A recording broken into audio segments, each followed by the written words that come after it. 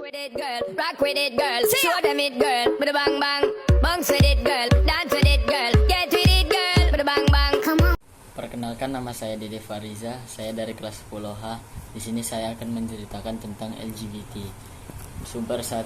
Pada zaman sejarah kuno 1700 Masehi, Kode Hammurabi secara luas dianggap sebagai penyebutan awal lesbian di dokumen sejarah yang masih ada sampai sekarang. Kode Hammurabi tersebut memuat referensi wanita yang disebut Saljikrom, atau secara harfiah berarti anak laki-laki, tetapi merupakan perempuan yang diizinkan untuk menikahi wanita lain.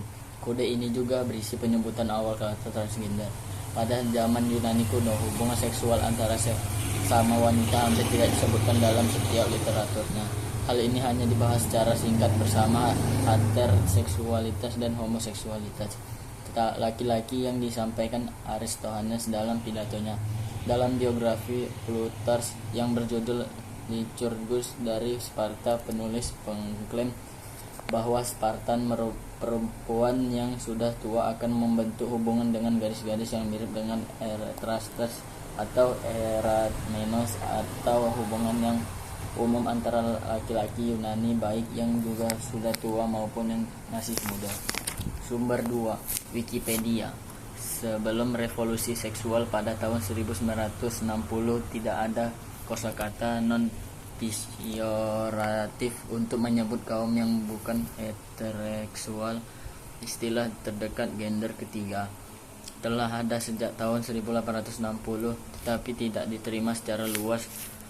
Istilah pertama yang banyak digunakan, homoseksual, dikatakan mengandung konotasi negatif dan cenderung digantikan oleh homofil pada era 1950 dan 1660. Lalu gay pada tahun 1700. Frase gay dan lesbian menjadi lebih umum setelah identitas kaum lesbian semakin terbentuk pada tahun 1970.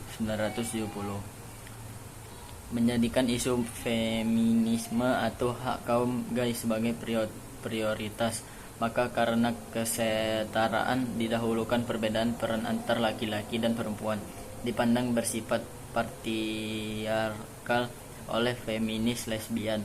Banyak feminis lesbian yang menolak bekerja dengan kaum gay lesbian lebih berpandang esensiens, merasa bahwa pendapat feminis lesbian yang separatis dan beramarah itu merugikan hak kaum pengakuan dalam komunitas lebih besar. Kesimpulan, LGBT merupakan penyimpangan orientasi seksual yang dilarang oleh semua agama, terlebih lagi Islam. Selain karena perbuatan keji ini akan merusak kelestarian manusia, yang lebih penting Allah Subhanahu wa taala dan Rasulullah malaikat perbuatan ini.